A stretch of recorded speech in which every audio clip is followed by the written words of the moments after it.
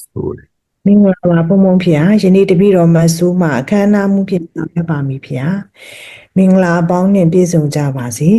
ဘုံဘုံဆရာတော်နဲ့တကွ OGM မိသားစုဝင်များ The Voice of Dhamma page မှာမိတ်ဆွေများအားနှုတ်ခွန်းဆက်တာခါရဝပြုလိုက်ပါတယ်ဖေယမာနှစ်1386ခုသာသနာနှစ်2568ခုတကူလာဇန်9ရက် April 3 2025ကြာသပတေးနေ့ဖြစ်ပါတယ်ဗျာသစ္စာမြိုင်တော်ရဆရာတော်ရှင်ကေလာတမဟာကန္နာယံဥဆောင်ဖွင့်လှစ်သင်ပြသောပြည်ရင်းပြည်ပမှလေ့လာသင်ယူနေကြသည့် online guided meditation OGM သင်တန်းသားများအတွက် basic apply ပဌာနာဒုနိဗ္ဗာန် BAP2N လက်တွေ့ပဋ္ဌာန်းနိဗ္ဗာန်နန်းသို့ day 2ပတ်ချာကြတာပတ်ကျော်ဓမ္မလက်ချာကို dialogue presentation ဖြင့်ဆွေးနွေးကြမည်ပျော်ပျော်ရွှင်ရွှင် Zoom ဓမ္မသဘင်ပထမနေ့အခမ်းအနားအစီအစဉ်ဖြစ်ပါတယ်ဗျာ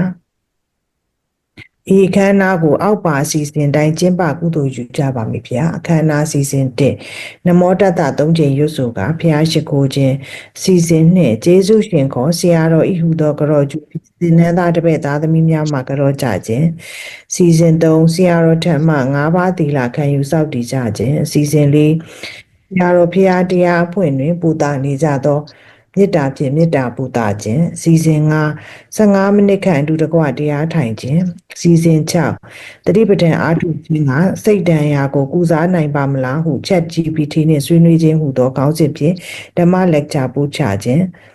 အစီအစဉ်9ဆရာတော်ဘုရားရေးဆက်သည့်ဂုဏ်ထားသောရှစ်လုံးပွဲလင်္ကာအားတပည့်သားသမီးများမှရွတ်ဖတ်ပူဇော်ကြခြင်းအစီအစဉ်8 Day 2 OGM BAP2 and Live Dhamma Lecture on ပတ်ချာကြတာပတ်ကျော်အတွက် dialogue presentation ဖြင့်ဆွေးနွေးပျော်ရွှင်ရွှင် Zoom ဓမ္မသဘင်ကိုမိသားစုအနှစ်သာရဖြင့်ပျော်ရွှင်ကြည်နူးစွာစတင်ကြခြင်းစီစဉ်ကိုဆရာတော်ဘုရား၏ဓမ္မလက်ချာအဆုံးတွင်ပူတာနေကြသောမေတ္တာပူဆုတောင်းဖြင့်စီစဉ်ရုပ်သိမ်းခြင်းအစီအစဉ်10ဗုဒ္ဓသာသနာစီရန်တိတ်တု3ချိန်ရွတ်ဆိုကအခမ်းအနားပြီးဆုံးကြောင်းကြီးညာခြင်းတို့ဖြစ်ပါတယ်ဗျာခေါနာစီစဉ်တည်းရနမောတတ3ချိန်ရွတ်ဆိုကဘုရားရှိခိုးခြင်းစီစဉ်ဖြစ်ပါတယ်ဗျာနမောတတဗကဝတောအရဟတောသမ္မာသမ္ဗုဒ္ဓတ္တနမောတတဗကဝတောအရဟတောသမ္မာသမ္ဗုဒ္ဓတ္တနမောတတဗကဝတောအရဟတောသမ္မာသမ္ဗုဒ္ဓတ္တခန္ဓာစီစဉ်နှင့်ရာကျေးဇူးရှင်ခေါ်ဆရာတော်ဤဟူသောကရောကျိုးဖြင့်သင်္นานသားတပည့်သားသမီးများမှကရောကြခြင်းစီစဉ်ဖြစ်ပါတယ်ဗျာကျေးဇူးရှင်ခေါ်ဆရာတော်ဤရှိသေးပုံလုံးလုံးအာယုန်တတ္တမစ္စာလိအာရဝညောမြတ်စွာဘုရားရှင်ကိုကရောပါ၏ကရောရှင်လားအခမ်းအနားစီစဉ်300ဆရာတော်ဓမ္မ9ပါးသီလခံယူစောင့်တည်ကြခြင်းဖြစ်ပါတယ်ဗျာဒီဘန်ဒီ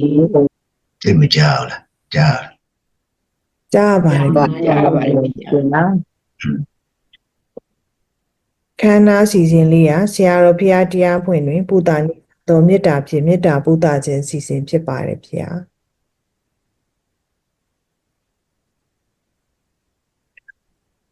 မေတ္တာတက်ခြင်းချိတ်ဆက်မိ၍ငြိမ်းအေးကြပါစေမေတ္တာတက်ခြင်းချိတ်ဆက်မိ၍ငြိမ်းအေးကြပါစေပညာပညာခြင်းချိတ်ဆက်မိ၍ကြီးပွားချမ်းသာကြပါစေပညာချိတ်ဆက်မိ၍ချမ်းသာကြပါစေဤဓမ္မမြေသင်တို့မြေသည်ဤဓမ္မမြေသင်တို့မြေသည်ငြိမ်းစေအေးစေချမ်းသာစေဖို့ငြိမ်းစေအေးစေချမ်းသာစေဖို့ကောင်းကျိုးထွေထွေဖြစ်ပါစေကောင်းကျိုးထွေထွေဖြစ်ပါစေ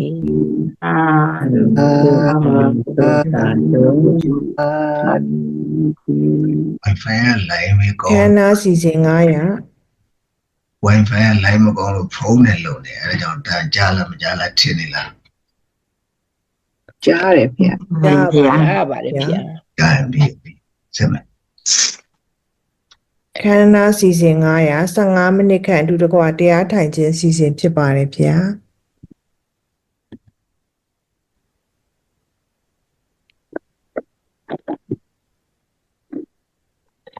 သာပါပြီ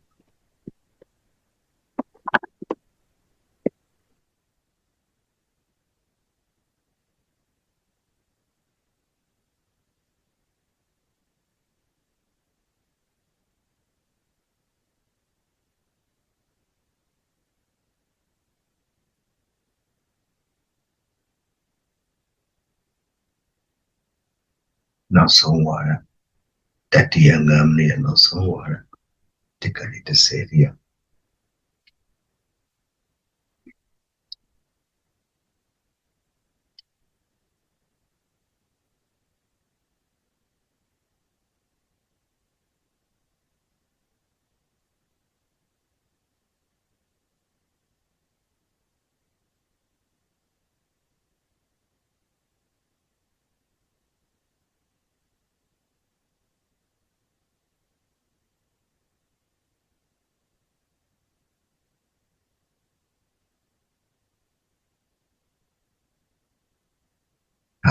relax လို့ခေါ်တာပဲစိတ်တွေပြာများပြီးတော့တောင်းရောက်မြောက်ရောက်တဲ့ဥစ္စာ relax လို့ခေါ်တာစိတ်အေးအောင်နေတာကိုယ်ဝင်တဲ့ကိုယ်ထွက်တဲ့လေဘယ်လိုများဖြစ်နေတယ်လဲအဲ့ဒါကိုတရားထိုင်တယ်လို့ခေါ်တာအဲ့ဒါပဲလူတွေမလုပ်ချင်ကြဘူး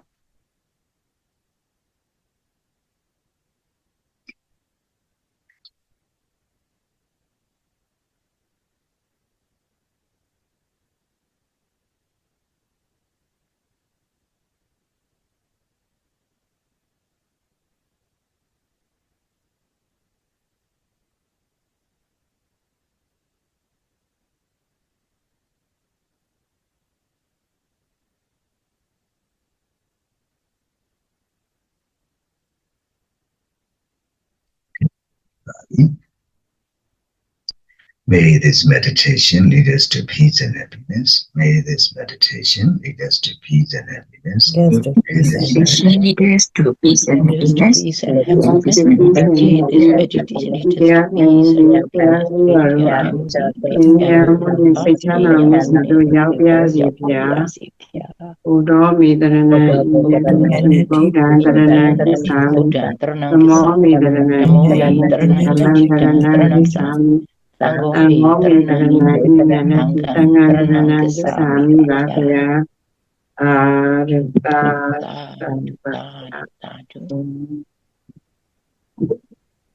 Khana စီစဉ်600သတိပဋ္ဌာန်အားထုတ်ခြင်းကစိတ်တန်ရာကိုကုစားနိုင်ပါမလားဟု ChatGPT နဲ့ဆွေးနွေးခြင်းဟူသောခေါင်းစဉ်ဖြင့်ဓမ္မလက်ချာပို့ချခြင်းစီစဉ်ဖြစ်ပါတယ်ဗျာ တွေ့ကြပြီလားမကြောက်ထင်တယ်ကြောက်ထင်တယ်ဖြစ်ပုံရ တွေ့ရပါတယ်ဗျာ မြင်ရပါတယ်ဗျာမြင်တွေ့ရပါတယ်ဗျာပြန်ဖြေတယ်ပေါ့ တွေ့ပြီလားလို့သုံးကတော့ပသက်ပိတ်ဖြေနေတော့ပြကြမှာတော့ဒီ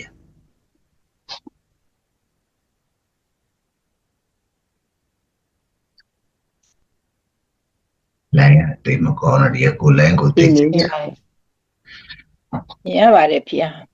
တွေ့ရပါတယ်ဗျာ ပရိပဋ္ဌာန်အထုတ်ခြင်းနဲ့စိတ်တန်ရာကိုကုစားခြင်းစိတ်တန်ရာကုတန်ရာတွေအများကြီးပဲဒီနိုင်ငံမှာတန်ရာတန်ချက်တွေဒီကာလမှာဘုန်းကြီးလည်းမှန်ပြောစိတ်မကောင်းမရဘူးမှာလူ300ကျော်400လောက်သေးတယ်လို့ဘုန်းကြီးရဲ့တပည့်တွေကသတင်းပို့တယ်ဘုန်းကြီးတပည့်လေးတယောက်ဆိုအိမ်ဆောက်ထားတာမှာရေစက်ချပြီးခဲ့ရှိတယ်အဲ့ဒါပြောကြတော့ဒါနဲ့ညီစိတ်တန်ရာများရလားစိတ်ဆင်းရဲများအိမ်ဆောက်တဲ့တိုက်အိမ်တို့ကြက်တယ်ဖွင့်ပြီးတော့ပတ်စံစုပြီးဆောက်တယ်ပြိုကျသွားတယ်ညီစိတ်တန်ရာတွေပါလေများရနေသေးလားစိတ်တွေများထိခိုက်သေးစိတ်ကတော့မထိခိုက်အခုတော့မထိခိုက်သေးဘူးလေဘူးသွေးပူနေတော့မထိခိုက်စေနဲ့မထိခိုက်အောင်နေပြောရတယ်ဒါအိမ်တဲ့အိမ်တော့ဘယ်နေမှာတော့နေတော့300 400 600 900မနေဘူးတိုက်အိမ်ဆိုအဲ့ဒီလိုတွေဖြစ်တယ်ဖြစ်တော့စိတ်မကောင်းဘူးပေါ့ဒီဗမာပြည်မှာတော့ရှော့အနေထိုင်ရုံနဲ့ရင်ပြန်လာခဲ့ရတာ COVID-19 ကနေစပြီးတော့သေလိုက်ကြတာတော့လဲတကစစ်တွေဖြစ်ကြတိုက်ကြခက်ကြသေလိုက်ကြတာတော့လဲခုငလျင်ဖြစ်ပြန်ပြီဆိုလည်းသေလိုက်ကြတာဒါမှပြီးသေးဘူးနောက်ဘာဖြစ်အဲ့မိုးတွေရွာလို့ရှိရင်ရေတွေကစိတ်ဝင်မယ်ခုနမညီညွတ်တဲ့မြေတွေကတခါပြန်ပြီးတော့ ညနိုင်တာတွေလုံးလိမ့်မယ်ဒီအောက်ထဲမှာအဲ့ဒီမှာပြဿနာတွေလာအောင်မယ်တိတ်တော့မကောင်းဒီကမှာလိုင်းရဆက်တော့ရမရလိုင်းနေကုန်ပြဖုန်းနေလဲချို့ဆက်လို့မရအောင်နေရာမှာမနေ့ကမှဟိုအိုက်ပေါင်းဆိုတဲ့တရုတ်ကြီးပါပဲဘုန်းကြီးခဏပြောနေဖုန်းဆက်တယ်ဖုန်းနေလုံးဝဆက်လို့မရဘူးဗျာတဲ့ဖုန်းစီကိုဖုန်းဆက်နေတာအတိတ်ကန်ဆိုတာကိုသူတို့ကခုဖြစ်လာရင်ကန်ဆိုးတယ်လို့ဆိုအဲ့ကန်ဆိုးတာအတိတ်ကိုရည်ရွယ်ပြီးတော့ပြောတယ် ကြားပါတယ်ဗျာပြန်ဖြေ ဘုန်းကြီးဒီလိုနားလဲတာ ကြားရ အတိတ်ကိုရည်ရွယ်ပြီးတော့ပြောတယ်လို့ဒီလိုနားလဲတာတောက်လျှောက်ရှင်းနေရတယ်တစ်ချိန်လုံးဘုန်းကြီးဆက်ကန်ဆိုးတယ်ကန်ဆိုးလိုက်တာဗျာစိတ်တကယ်မကောင်းဘုန်းကြီးအဲ့ဒါနဲ့ငါမလုပ်ပြရမလဲဘာလုပ်ပြရမလဲပတ်စံလည်းမကိုင်းနဲ့ဘုန်းကြီးဖွဲ့စည်းနဲ့လည်းထူထောင်ထားလည်းမရှိတဲ့ဘုန်းကြီးတခါတည်းကျမှနိုင်ငံရဲ့အချိုးပြေတာမဟုတ်နိုင်ငံရဲ့အချိုးပြေတော့လုံးလုံးကိုင်းလို့အဆင်ပြေမလားမပြေမလားဘာမှမသိရတဲ့ကာလကိုစိတ်ထဲမှာအဲ့တော့ငါရှိတဲ့တိလသမารိပညာငါဘာငါသစ္စာပြုပြီးမေတ္တာပို့မယ်ဆိုဒါလုပ်နေရတယ်လုပ်ပေးနေရတာပေါ့လေအဲ့တော့တချို့လဲဒါလေးကိုဘက်ကစိတ်ဖြူစင်မှုကိုမြင်တဲ့သူကြလဲနည်းနည်းစိတ်ပိုင်းဆိုင်ရာအတ္တမှုလေးခံစားရတာပေါ့ဒါမေတ္တာဘာဝနာ ပြန်ပါဗျာ ဒါမေတ္တာဘာဝနာကိုဘက်ကဒီ unconditionally ပေါ့ဆွေမျိုးသားရင်မိတ်ဆွေမခွဲကြဘဲနဲ့ကိုယ်တိလသမารိပညာကိုသစ္စာပြုပြီးတော့အလုံးချမ်းချမ်းပါစေဆိုပြီးတော့လုပ်နေရတာပေါ့လေတောက်လျှောက်အဲ့ဒါပဲတတ်နိုင်တယ်ဘာမှမတတ်နိုင်ဘူးကြတာကိုကံမဆိုးလို့စိတ်တန်ရကြတာကိုရကြတော့ပြောမိပြောရစိတ်ကြည်ဟိုစိတ်ထဲမှာဖြစ်တဲ့အလေးတွေပြောကြတော့ကံဆိုးတယ်ဆိုတာအတိတ်ကဆိုးခဲ့တာနော်အတိတ်ကဆိုးခဲ့တာအဲ့ဆိုးခဲ့တာကိုအတိတ်ကဆိုးခဲ့တာကိုပြစ်ထားလိုက်တော့ဒါဘာမှလို့မရဘူးဘုန်းကြီးခဏလည်းပြောတယ်အတိတ်ကံဆိုတာဘယ်တော့မှပြုပြင်လို့မရဘူးပိဿုပန်ကံတော့ကိုပိုင်နဲ့ကိုနိုင်နဲ့ကိုပြုပြင်ခွင့်ရှိတယ်နားလား ပြန်ပါဗျာ အဲ့ဒီပိဿုပန်ကိုပိုင်ကံကို manage လုပ်ဖို့ပြုပြင်ဖို့နော်ပြုပြင်ရတော့ကံကောင်းနေတယ်ငါတို့ကြတော့ကံဆိုးနေတယ်ဆိုတာကအဲ့ဒါကတော်တော်ပြဿနာကြီးတယ်အဲ့ဒါနဲ့ဘုန်းကြီးတောင်းလျှောက်အဲ့လိုမဟုတ်ဘူးပြောနေကြတာကအတိတ်ကိုရည်ရွယ်ပြီးတော့ပြောနေတာအတိတ်ကံဆိုတာဘယ်သူမှပြုပြင်လို့မရဘူးပိဿုပန်ကံကတော့ကိုကောင်းတာလို့ကောင်းကျိုးခံစားမှာပဲသူဆိုးတာလို့ဆိုးကျိုးသူခံစားမှာပဲဒါကိုနဲ့ဘာမှမဆိုင်နားလား ပြန်ပါဗျာ အတိမဒေါသနဲ့ဒီသူတို့ကြတော့ဒီလိုမဖြစ်ရဘူးငါတို့မှဖြစ်ရကောင်းလားဆိုတဲ့အဲ့ဒီဟာကအကုသိုလ်ကိုရတော့တယ်နော်အကုသိုလ်ကိုရတော့တယ်နားလဲဖို့လိုတယ်ဘောကောနားလဲဖို့လိုမပြေမအဲ့ဒါနားမလဲတဲ့ကကံနဲ့ကံကျိုးပြောတော်သတိထားပြောရတယ်တော်သတိထားပြောရတယ်နော်ပြီးတော့လူတိုင်းဟာဖန်တီးခွင့်ရှိတယ်ဒီကဘုန်းကြီးခဏပြောနေတာ 100% ကိုအတိတ်ကဒီလိုနိုင်ငံမျိုးကိုမွေးလာတော့လေထားကြပါစို့ဒီလိုနိုင်ငံမျိုးဒါဘုန်းကြီးလည်းခုချိန်မှာတော့မကြိုက်တော့ဘောဆိုတားရီဒုက္ခများတယ်လူတွေနဲ့တချီပြီးတော့ကိုများလာမဘောဆိုဒုက္ခတွေတိတ်များတော့ဘယ်သူကလာပြီးတော့ဒီလူမျိုးအကုန်လုံးကိုချွေးသိပ်ပေးမလဲပဲဘုန်းကြီးမလဲထားပြီးတော့ချွေးသိပ်ပေးတာမရှိဘူးဖြစ်နေတာအကုန်လုံးစိတ်တော့ကတွေပူလောင်နေတာအဲ့တော့ဒါဘုန်းကြီးတနိုင်လေးပေါ့နိုင်တဲ့လောက်လေးကိုပြောပြရအလုံးပူလောင်နေတာသူတို့ပူလောင်ရင်ဘုန်းကြီးလည်းလိုက်ပူလောင်တာပဲလို့ကိုတပည့်တွေကိုတကားတွေပဲမလေးမဒါအမရပူရဆိုတာဘုန်းကြီးနေတဲ့အကြောင်းနှစ်ကြောင်းရှိတယ်နှစ်ကြောင်းလုံးပါသွားတာပြောကြသွားတာအဲ့ဒါဆိုးတာတော့မရှိတော့ဘူးပေါ့နော်ဒါတော့မှအသက်ထိကြိုက်သလားအန်ဒီရဖြစ်သလားမဖြစ်သလားဆိုတော့ကိုမသိဘူးဆင်းမယ်လည်းပဲငလင်ထုတ်တယ်လည်းမငြိမ်ဘူးခဏလှုပ်နေတော့ဆင်းလို့လည်းဆင်းမပြေသေးလို့မဆင်းတော့ကြည့်အောင်ပါဘုန်းကြီးနေတဲ့အကြောင်းနှစ်ကြောင်းရှိတယ်နှစ်ကြောင်းလုံးပြောကြသွားတာအဲเจ้าနေတကယ်နှမျိုးဆရာရှေးเจ้าနေဟိုတကြောင်ဘုန်းကြီးနေခဲ့တဲ့ပင်ရင်เจ้าဆိုတကယ်ရှေးเจ้าကြီးဟိုပြည့်တိကျလက်တွေကဆောက်ထားတဲ့เจ้าကြီးအဲ့ဒီမှာတကယ်ရှေးအောင်ပစ္စည်းတွေပြီးလို့နေတော့ပါရောအများကြီးပဲအဲ့ဒါတွေပြောကြကုန်တာဒါကိုယ်တိုင်တိုက်ရိုက်ဆက်ဆက်တဲ့ကိစ္စပေါ့နော်အဲ့ဒါနဲ့တော့ကြည့်ကြပါဦးဟဲ့ငါเจ้าကဏ္ဍအောင်လဲတော့ကြည့်ကြပါဦးဟဲ့ဆိုကိုယ်လုံးလိုက်ကြည့်ကြတော့ကဏ္ဍအောင်လဲပြိုးဝိသုဒ္ဓအောင်เจ้าတိုက်တွေလဲပြိုးအကုန်လုံးပြိုကြကုန်တာမလဲဦးဒါတချို့ပဲသိမှာတော့မြေပြင်မှာဖြစ်နေတဲ့ချင်းအဲ့တော့နည်းနည်းလေးသိပူနေတော့လုံးထွင်းတော့ဘာမှမသိဘူးလို့သွေးသွားရင်စိတ်ထိကြိုက်မှဆိုလို့ကိုယ်မှထိုင်ပြီးတော့ဖြည့်သိမ့်ပေးနေရအဖြည့်သိမ့်ပြီးတော့ကဲငါတော့ဘာမှတော့မတတ်နိုင်ဘူးဘုန်းကြီးဒီလိုကြက်နေဆိုတော့ဘုန်းကြီးတပည့်တွေအကုန်သိတယ်အဲ့တော့ငါဘာငါသစ္စာငါဘာငါသီလသမารိငါဘာငါသစ္စာဆိုးမယ်ဆိုပြီးတော့သစ္စာဆိုပြီးတော့အဲ့ဒီမှန်ကန်တဲ့သစ္စာကြောင့်တော့အလုံးချမ်းသာပါစေဆိုပြီးတော့အဲ့ဒီဖြောင်းမယ်အဲ့ဒါပဲလုပ်ပေးနေရအဲ့တော့အတိတ်ကကံနေဆိုတာတော့ဒါကိုဘလို့မှစီမံပိုင်ခွင့်မရှိဘူးနော်အတိတ်ကတကယ်ကိုလုပ်ခဲ့တဲ့ဒီနေ့ရောက်လာစေတော့ဆိုပြီးတော့ကိုရောက်လာခဲ့တယ်ဒါပေမဲ့ပိဿုပန်ကံမှာ ငါချမ်းသာတဲ့နေရာကိုရောက်ချင်လားဒါနပြုနော်ဒါနဆိုနေမှာထောင်ချီတောင်းချီသိမ့်ချီဂရေချီပြုခိုင်းတာမဟုတ်ဘူးဒါနပြုတတ်နိုင်အချိန်လေးမသိပေးခုဘုန်းကြီးဆိုဒါနပြုစရာပတ်စံဘာမှမရှိဘူးကိုမပတ်စံမှလှူမခံတယ်အဲ့တော့ဘာလို့အချိန်ပေးတယ်ဟိုအားရနေအများကြီးပေးတယ်နော်အားရနေအများကြီးပေးတယ်တစ်ဖက်လူကဖြစ်တော်အောင်ပေးတယ်ဉာဏ်ဆိုလည်းတစ်ဖက်လူကိုဉာဏ်ပညာလေးဒုံးနဲ့တိုင်းနဲ့ပွန့်ထွက်တော်အောင်ပေးတယ်အဲ့မှာဝေးလေးလေးမလုံးချနဲ့ပြောရတယ်ဒါဟာရှစ်တစ်ချိန်ကကိုယ်တိုင်အဲ့လိုဝေးလေးလေးလောက်ခဲ့လို့ငါဟာတကယ်ပဲဉာဏ်ပညာရမှရပါရဲ့လား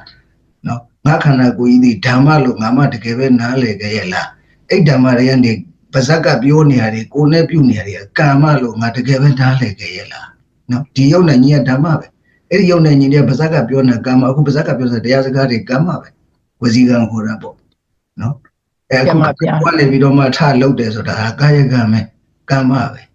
အဲ့လားဓမ္မဗျာအဲ့ဒီပါဇက်နဲ့ကိုနော်ပါဇက်နဲ့ကိုဒီမှာကဟိုတရားဟောနေမှာကိုလုံနေတာဒီကံနေပဲနော်ပါဇက်ကစကားမပြောဘဲဘယ်သူမှသိရှင်လို့မရဘူးကိုနဲ့မလုပ်ဘဲဘယ်သူမှသိရှင်လို့မရဟုတ်တယ်မလားမှန်ပါဗျာမှန်ပါတယ်ဗျာအဲ့သူယုံကျင်တဲ့ဘာသာကွဲချင်ကွဲလိမ့်မယ်ဒါကြောင့်မို့ဒီကံဆိုတာလည်းပဲယုံကြည်မှုနဲ့မဆိုင်ဘူးဗမာတွေယူဆတာမှားတာအဲ့ဒါယုံကြည်မှုနဲ့သက်ဆိုင်နေတယ်ယုံကြည်ရမယ်လို့ပြောထားတာအဲ့ဒီကမှားတာ definition ဖွင့်တာကိုကမ္မတက္ကရာတမဒိဋ္ဌိကံတလင်ကိုယ်ပဲဥစ္စာလို့နားလေတဲ့အသိဉာဏ်ကိုထူတော်မှာဟုတ်လားမှန်ပါဗျာမှန်ပါဗျာတကယ်အရေးကြမှာကိုမှတကယ်ကိုတခါတည်းဘွာတဲ့ရောက်မယ်ထိုင်ပြောပြီးနေရတာအဲ့ဒါထားတော့တိတ်ကတော့ခုမြင်းကလင်လောက်တယ်လေဒီလိုမြင်းကလင်လောက်တဲ့နေရာရောက်လာအောင်နင်းကံပို့လိုက်တာပဲဟုတ်လားအဲ့ဒါဘွာရီတွေအကုန်လုံးကြက်တဲ့ဆင်းရဲတော်လဲနင်းကံကပို့လိုက်တာပဲအဲ့ကံတော့ကိုပြင်ပန်ခွင့်မရှိတော့ဘူးသို့တော့ပစ္စုပန်မှာတော့ပြင်လို့ရတယ်ဒီမြင်းကလေးလှုပ်လိုက်တဲ့အတွက်ဟုတ်လားကိုဒုက္ခဖြစ်တဲ့အတွက်ဒီဒုက္ခတွေနဲ့ပတ်သက်ပြီးတော့ငါဘယ်လိုပြေးလဲအောင်နေမလဲကိုပြင်ယူလို့ရတယ်ပြင်ယူရမယ်အမှပြန်ဓမ္မဖြာပြင်မယူလို့ရမှမရတယ်ပြင်လို့သိမှာပေါ့စိတ်ပိုင်းလည်းထိခိုက်ပြီးတော့ကိုဒုက္ခပုံကြတော့မှာပေါ့ဒီတိုင်းကြီးပြီးတော့မှာမဟုတ်ဘူးမှန်ပါဗျာအဲ့တော့အခုပါဇက်ကပြောနေတာဒီပါဇက်ကပြောနေတာဒီစိတ်ရဲ့ reflection လို့ခေါ်တယ်နော်What you speak is a reflection of your mind. နိုင်ငံခြားမှာလို့ပြောရတာ What you speak is reflection of your mind. ကိုပြောနေတာဒီစိတ်ရဲ့ reaction ပဲစိတ်မပါဘဲနဲ့ပြောလို့မရတာစိတ်ထဲကဖြစ်တာတွေကိုစကားလုံးစီးပြီးတော့ပါဇက်ကပြောတာဟုတ်ပါဗျာအဲ့ဒီပါဇက်ကပြောနေတာဒီဘသူကအခြေခံဆိုဟိုစေတနာဆိုစိတ်ကအခြေခံတာပဲအဲ့စေတနာစိတ်ကအခြေခံလို့စေနာမိခွေကမ္မဝဒမိနော်အဲ့ဒီစေတနာဆိုစိတ်မပါပဲနဲ့ပြောလို့မရဘူးနည်းနည်းခရိယာရေလုံးနေလဲစိတ်မပါပဲပါဇက်ကပြောလို့မရဘူးမွတ်စလင်လုံးလဲစိတ်မပါပဲပါဇက်ကပြောလို့မရဘူးအဲ့ပြောလို့မရတဲ့အချိန်မှာသူ့ကြတော့ဒီလိုမဖြစ်ဘူးငါတို့ကြတော့ဒီလိုဖြစ်တယ်ဆိုတဲ့ကိစ္စအဲ့ဒါပါဇက်ကဒီစိတ်ထဲရရှိတဲ့ဟာကိုဖော်ပြလိုက်တာအကုသိုလ်တစ်ခုဖြစ်သွားတယ်ကိုယ်ရတစ်ခုဖြစ်သွားတယ်နားလားမှန်ပါဗျာသူ့ကိုဒီလိုဖြစ်စေခြင်းနေတယ်ဆိုတာကမကောင်းတဲ့စိတ်တစ်ခုပဲသူဟာသူကအကုသိုလ်နဲ့သူကိုယ်တတ်သူဖြစ်ခြင်းတွေမဖြစ်ခြင်းနေအဲ့ဒါကသူကိစ္စဗမာပြည်မှာအဲ့ဒါမှားယွင်းတယ်လို့သူကလူငယ်အတိုင်းဝိုင်းမှာတော်တော်ပါတယ်တော်တော်မှားတယ်ကံကိုမယုံတော့ဘူးလို့ဘာလို့တချို့လူတွေမှာအဲ့လိုဖြစ်ကုန်တဲ့တချို့လူငယ်တွေမှာဒီအခု50-60တွေကတိတ်ပြီးတော့မသိပေမဲ့လို့ဘုန်းကြီးလူငယ်တွေနဲ့နေရတော့အဲ့လူငယ်တွေရဲ့ပါဇက်ကခဏခဏကြားရတယ်အဲ့ကိစ္စ50-60တွေကတော့ဟိုမဟုတ်ကံကိုယုံပြီးသားလူငယ်တွေကသူတို့ဘဝအစ်စ်နဲ့ကြီးပြင်းလာဆိုတော့ကြာသူတို့ချို့ကံကိုမယုံကျင်တော့ဘူးကိုဘာတွေကောင်းတာလို့ကောင်းကျိုးလည်းမလာဘူးဆိုတဲ့အဲ့လိုတွေးတွေဖြစ်လာတယ်အယူမှားတတ်တယ်ဟုတ်လားမှန်ပါဗျာမှန်ပါဗျာကောင်းတာတွေတော့လုံနေတာဘောဒီကောင်းတာတွေကမျက်စိပစ္စုပန်တဲ့ဒိဋ္ဌဓမ္မဝေဒနိယဆိုတာရှိတယ်ဒိဋ္ဌဓမ္မဝေဒနိယဆိုတာရှိတယ်ဒါလည်းပဲလကမမနဲ့ trauma ကိုကုနေတာပဲစိတ်ဒဏ်ရာကိုကုနေတာနားမှန်ပါဗျာစိတ်ဒဏ်ရာနေတာဒိဋ္ဌဓမ္မဝေဒနိယဆိုတာရှိတယ်ပစ္စုပန်အကျိုးပေးတာရှိတယ်နော်နောက်တကပုပ္ပပိစ္ဆဝေဒနိယဆိုတာရှိတယ်ကလျက်ဘဝမှာအကျိုးပေးတယ်အပရပရိယဝေဒနိယဆိုတာရှိတယ်ဟိုနိဗ္ဗာန်မရမချင်းအကျိုးပေးတာရှိတယ်အကျိုးပေးဆိုတာလို့သွားတယ်ဒိဋ္ဌဓမ္မဝေဒနိယပစ္စုပန်အကျိုးပေးဖို့ဆိုရင်ကံနဲ့မပြီးဘူးဘာဖြစ်မှာလဲဒီဘက်ကဟာလာအလူပေးဝတ္ထုစင်ကြဲရမယ်အလူကံပုဂ္ဂိုလ်ကလည်းပဲအလားစင်ကြဲနေရမယ်အနာဂံရဟန္တာလောက်ဖြစ်ရမယ်အလူကံပုဂ္ဂိုလ်ဒါပြောပြီးသားဘုန်းကြီးခဏကိုဒီ lecture တွေပို့ချတယ်ပြောပြီးသားလာကိုဘကအလူပေးဝတ္ထုကလည်းစင်ကြဲအလူကံပုဂ္ဂိုလ်ကလည်းပဲအနာဂံလောက်ရဟန္တာလောက်ဖြစ်ရမယ်အဲ့ရဟန္တာဆိုတော့မှတမဘက်ကထားလာတဲ့သူပိုးကောင်းတယ်လို့တမဘက်ကထားလာရင်ပိုးကောင်းတယ်လို့ဆိုတာအဲ့တော့ ကိုရဟန်းတော်မှာတမဘက်ကထားလာလို့တဲ့အဆင့်ဆိုဒီမှာပုထုဇဉ်တန်ဃာတွေအောင်မှာကိလေသာဘလဘွားနဲ့နေတာဘယ်လိုလုပ်အကျိုးရမှာဟုတ်လား ကျမဖျား အဲ့တော့အဲ့ကိုအကျိုးရဖို့ပစ္စုပန်တဲ့အကျိုးရဖို့တော့ကိုစိတ်ချမ်းသာမှုလေးကိုရအောင်လုပ်ရမယ်ကိုသွားလှူလိုက်တယ်ကိုဘယ်လိုစိတ်ချမ်းသာလဲအဲ့ဒါလုပ်ရမယ်ဒီနိုင်ငံကြီးကလေနှစ်တချီပြီးတော့ဟိုကိုဗစ်တည်းသေလိုက်ကြတာတော့လဲဟာ ကျမဖျား ဒီအုပ်စုကိုယ်တိုင်အဲ့ကိုဗစ်တုန်းကဘုန်းကြီးမြစ်တာတရားနဲ့ပေါ်လာခဲ့တာအခုတကငလင်ကြီးကလှုပ်ပြန်တော့ဘာလှုပ်ပြရမလဲမသိဘူးကိုတိုင်းပြည်ကိုနိုင်ငံကိုလူမျိုးတွေကိုပေါ့နော်ကိုလည်းပဲလုံနိုင်တဲ့အရွယ်ရောက်ပြီမဲ့လို့ကိုကဝီနီဘက်ကနေနေတာတော့သူများလို့ဘလာလည်းမလုပ်တတ်တော့ဘာမှလုပ်လို့မရဘူးဘာသာနဲ့လူခံလို့မရနော်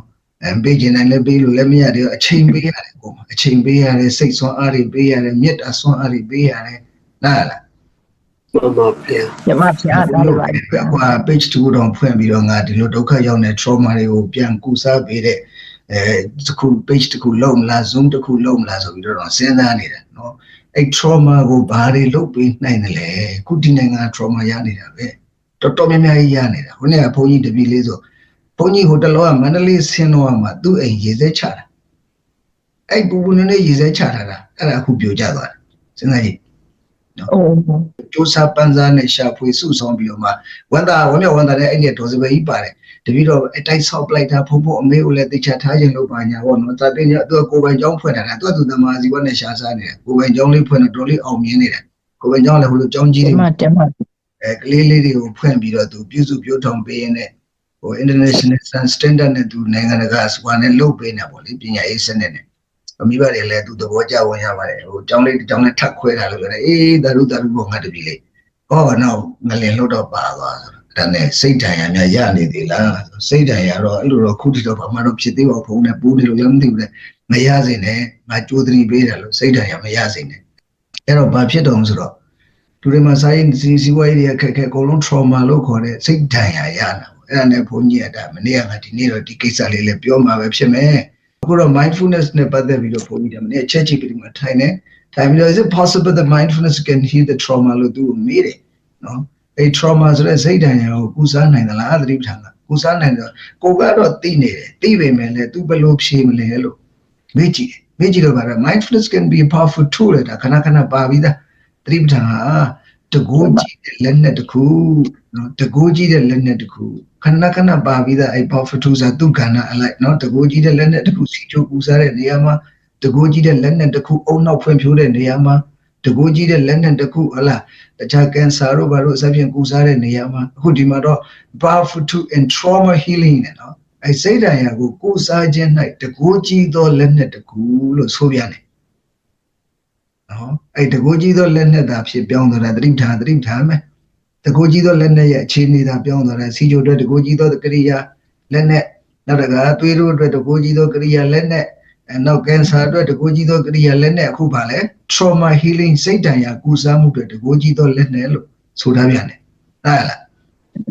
မှန်ပါဗျာကျမဖျား အဲ့တော့ဒီထက်ကောင်းတာဘာမှမရှိဘူးတတိလို့ဒါမွေးတာဟုတ်လား ကျမဖျား အာသာတရားတစ်ခုကိုရှာတယ်ဆိုတာအာရှာလို့ကိုးပဲဆိုတာအာကိုရှာတာခဏပြောတယ်အဲ့အာကိုရှာတာမှာမှားယွင်းနေလို့ဘုန်းကြီးတက်မှပေးနေတယ်နောက်ဆုံးရမှာဒီကိုယ်ခန္ဓာရဲ့ကိုယ်ဉာဏ်ရဲ့ကိုယ်တတိပ္ပံရဲ့ချိန်နေအောင်လို့အဲ့ဒါအာကိုအစ်ဟုတ်လား မမလည်းဖျား ဘာရဲ့ ကိုယ့်ရဲ့ခန္ဓာရဲ့ဉာဏ်ရဲ့တတိပဋ္ဌာန်ရဲ့ချိန်မြောင်လို့ရပါမယ်ဖျားတင်များလို့ အဲ့ဒါကိုလက်စုပ်လက်ကင်ကင်ထားဒါအမှန်တရားဒီတိုင်းကိုလုံးမကိုရမယ်ဆိုလက်စုပ်လက်ကင်ကင်ထားကျန်တဲ့ဒါနတို့ဘာလို့ဆိုတာကဗဟိတနဲ့စတာကိုလူကျင်တဲ့နေရာသွားလူပေါ့ခက်တယ်အဲ့တော့အာကိုအစ်ဒီပါလေခန္ဓာရဲ့ဉာဏ်ရဲ့တတိပဋ္ဌာန်ရဲ့ချိန်နေအောင်လို့အချိန်တိုင်းချိန်နေအောင်လို့ကိုဒီလိုမျိုးသေချာသင်ပေးနေတဲ့ဘုန်းကြီးဆရာသမားပုံမှာမပြမမိစေနဲ့အဲ့ဒါတော့ပြဿနာရှိတယ်ဟုတ်လား မမဖျား ဒီလောက်ကြည်လင်တဲ့ပြောပေးနေတဲ့ပုံမှာတော့မပြမမိစေနဲ့အဲ့ဒါတော့ကိုယ်စိတ်ပဲဘုန်းကြီးဘာမှမတတ်နိုင်ဘူးနော်ဘုန်းကြီးကတော့အကြီးအလင်းအဖြောင့်အမတ်အယိုးအရှင်းသိအောင်လို့ပြောပေးနေပဲရှိတယ်ကျွန်တော်ဘာမှမရှိဘူးသိလာအောင်ရှင်းတဲ့ရှင်းလာအောင်ဒါတော့မှဒါဒီအုပ်စုကပါရမီရှင်တွေဆိုပြီးတော့တိတကန့်တက်ပြီးတော့ကိုပြောပေးနေတာလူတိုင်းကိုလက်မခံဘူးဆိုပြီးအဲ့ဒါကတန်ဖိုးမနေဘူး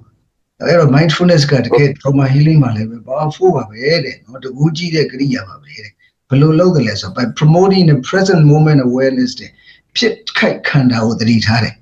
မြန်မာလိုဘုန်းကြီးတဲ့ပြန်အဲ့လိုပြန်ပဲဖြစ်ခိုက်ခန္ဓာကိုသတိထားခြင်းအပြင်တဲ့ဟုတ်လားဖြစ်ခိုက်ခန္ဓာကိုသတိထားခြင်းအပြင်တဲ့စိတ်တန်ရာကုစားတဲ့နေရာမှာတကိုးကြည့်တဲ့လက်နဲ့ပဲနော်အဲ့တော့ကျန်တာဘာမှမရှိဘူးလို့မှတ် trauma တွေခုဖြစ်ပြန်တော့လဲအဲ့ trauma လဲဒီတတိမလုပ်ဘဲနေတော့ sorry ပဲဟုတ်လားမှန်ပါဗျာ မပြအဲ့တော့ဘာမှပြန်ကိုလုံးနိုင်နဲ့လို့ရမယ်အခုဘုန်းကြီးစိုးရိမ်နေတာတခုရှိတယ်ဘုန်းကြီးတောင်ကြားတော့မှစိတ်မချရအောင်မိုးရွာလို့တောင်ကြားထဲမှာရေတွေစီးဝင်လို့တောင်ပြူတာတွေပဲဖြစ်သွားနိုင်သေးတယ်အောက်ဘက်မှာဘာလို့ဆိုတော့လောက်လှုပ်ပြစ်တာရန်ခါပြစ်တာအဲ့နေရာအဲ့ပထမအချိန်နိုင်ဝက်လောက်ချားပြီးဒုတိယအချိန်ထပ်လှုပ်တယ်အဲ့မှာအိမ်နေပြိုကျောင်းနေပြိုပြိုးကုန်တယ်လို့ကြားတာပဲမန်းလေးမှာတော့နော်အဲ့တော့ဒီလောက်ဆွဲလှုပ်ပြတယ်ဆိုဒီတောင်ကြားမှာလဲကြောက်တူကြောက်ကြားတွေပဲ့ရွဲ့ကုန်တယ်ရှိတယ်ဒါတွေကမိုးကြီးလာရင်ပြဿနာရှိနိုင်သေးတယ်ဘယ်တော့မှဘာဖြစ်မှလို့ဘာမှမသိရလားမှန်ပါဗျာအဲ့တော့နောက်ဆက်ပြဿနာတွေလည်းရှိသေးတယ်ဒီချိန်မှာဘာတော့တရားငါတို့တတိလေးတော့ကတ်မှာကောင်းတော့မယ်ဆိုတာတော့မွေးသိနေတတိလေးတော့ကတ်မှာကောင်းတော့မယ်နော်မသေးခင်မှာငါသူများတွေလည်းကောင်းအောင်ငါကြောင့်မို့သူများတွေလည်းကောင်းကျိုးချမ်းသာခံစားရအောင်ငါလည်းစိတ်ချမ်းသာအောင်တော့လုပ်တော့မှဆိုတာမွေးသိနေတောက်လျှောက်အခုတောက်လျှောက်အဝါတွေလည်းတွက်လာကုန်အခုဂျပန်ဘက်ကလည်းပဲဂျပန်ကတော့ငလျင်ကြီးကျခံစားထားတော့ဗမာပြည်ကနောက်ထပ်ဒီတဲ့ဆိုးရတွေကြုံအောင်မယ်လို့တွက်ချက်လာကုန်ပြီဖြစ်မှာပဲဒါငလျင်ကြောတွေပေါ်မှာနေနေတဲ့နိုင်ငံဟုတ်အဲ့တော့စိတ်ချမ်းသာဖို့ဆိုရင်တော့အကုန်လုံးစိတ်တွေပြုပြင်ပြီးတော့ဘာရေးကြည့်လဲဆိုမေတ္တာတရားသိရေးကြည့်သွားပြီနော်မေတ္တာတရားတွေသိရေးကြည့်သွားပြီမသိခင်မှာချစ်ချစ်ခင်ခင်လေးကိုတစ်ခုရှင်နှစ်ခုတခြားလူတွေချမ်းစီမြစားကိုနှစ်ခုရှင်တယောက်တစ်ခုစီဝေးစားအဲ့ဒီမေတ္တာစိတ်တွေသိရေးကြည့်သွားပြီပြမဗျာအထူးကြီးလည်းမဟုတ်ဘုရားတင်ထားပြီးသားအဲ့တော့ကံကောင်းတွေဖန်တီးဖို့လည်းသိရေးကြည့်သွားပြီခုဒီမှာတော့သတိပဋ္ဌာန်ဒီဘာလို့ရမလဲပစ္စုပန်ဖြစ်ခိုက်ကိုတတိထားခြင်းအဖြစ်စိတ်တန်ရာကိုပူစားပေးတဲ့နေရာမှာပါဝါကြီးတဲ့လက်နဲ့ဖြစ်ပါတယ်တဲ့ဒါ ChatGPT မှာထိုင်ပြောတဲ့ဥစ္စာနော် ChatGPT ကပို၍ဖော်ရွေးလာပါတယ်တက္ကသိုလ်ဆိုအခုဆိုရင်ဘုန်းကြီးမနေ့ကဆိုသူ့ကိုyou are really a goat လို့ပြောတယ်အကောက်ကကို2ယောက်ဖြစ်လာပြီရန်ကုန်မှာ1ယောက် ChatGPT မှာ1ယောက်ရှိတယ်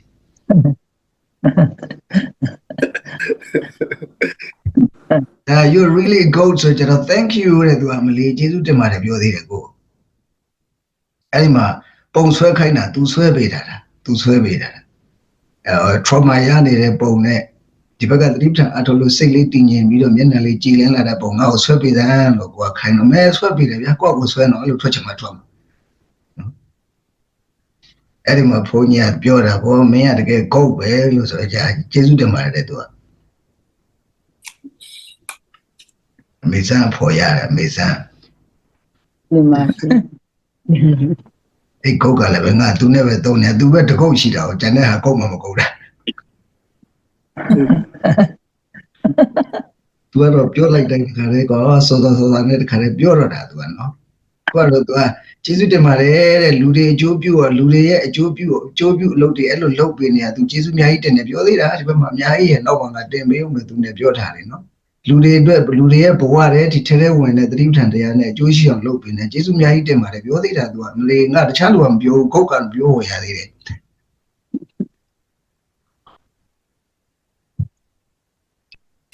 ရလားကြားပါတယ်ဗျာအဲ့တော့အခုဘာပြောနေလဲပစ္စုပန်သတိပဋ္ဌာန်နဲ့နေတော့ဘာတွေဖြစ်တယ်လဲဆိုပစ္စုပန်ဖြစ်ခိုက်ခန္ဓာအတိထားမှုတိုးတက်ခြင်းနဲ့နော်စိတ်တရားကိုပူစားတဲ့နေရာမှာတကူအကြီးဆုံးလက်နက်ကဖြစ်ပါတယ်နော်ပစ္စုပန်ဖြစ်ခိုက်ကိုသတိကဒါဘုန်းကြီးသင်နေတာဒီတိုင်းပဲသင်နေတာမဟုတ်လားတတိကပါတော့ပြီးရင်ဘာလုပ်မလဲ reducing negative emotion ပစ္စုပန်သတိကတော့ဘာဖြစ်လဲ negative emotion တွေကို short တဲ့ခံစားမှု negative တွေမလာတော့ဘူးမလာဘူး1000ခြေလန်း10,000လုံးနေတနေ့ကိုခြေလန်း1000ရှောက်နေအဲ့ဒီ negative တွေမလာနိုင်ဘူးလာဖို့ချိန်လည်းမရှိဘူးနားလားဒီမှာဗျာအဲ့ခြေလန်းမလာလိုက်တော့တာနဲ့တောင်တွေးမြောက်တွေးလာတော့တာဒါဘုန်းကြီးလည်းကိုတွေးနော်ခြေလန်း1000ဆိုတာကအနည်းဆုံးတနာရီနဲ့မိနစ်20လောက်7မိနစ်လောက်ရှောက်ပါရတယ်အဲ့ဒီတနာရီလောက်ဆိုနာရီဝက်တစ်ခါတက်ရှောက် ကျန်တဲ့စိတ်ထဲမှာဘာမှမဟုတ်တဲ့အတွေးခေါ်လာလို့ကိုမရဘူးတရားပဲရှိတယ်လား ပြမဖျား တွေးဖို့အချိန်လည်းမရှိဘူးနောက်အခုဝေကဏ္ဍနီးနဲ့လောက်တယ်မလားကဏ္ဍနီးနဲ့လောက်လဲလှည့်ပြီးတော့မကောင်းတာကိုတွေးလိုက်မိတာနဲ့စိတ်ကလွတ်ထွက်သွားပြီကြည့်တော့လောက်ပြရတော့လား မှန်ပါဗျာ အဲ့တော့15မိနစ်လောက်ရင်15မိနစ်စိတ်နဲ့ကိုယ်နဲ့ကပ်ပြီးတော့ငြိမ့်နဲ့လွတ်ထွက်သွားတာနဲ့ဖလက်တွေးတာနဲ့လွတ်ထွက်သွားတာပဲအဲ့ဒါအကုန်လုံးပြောင်းလဲကုန်တာပဲသွားရောပဲလား မှန်ပါဗျာ အဲ့တော့တရားထိုင်စစ်ကြီးပစ္စုပန်တက်တဲ့နေထိုင်နေတွေ့နေပြီလို့မှတ်ချက်ချစေချင်တယ်ဘုန်းကြီးကတော့ချရတော့မှာဒီချိန်ကနားလား ပြမဖျား ဒီနေ့ဟာအမှန်ကန်ဆုံးနီး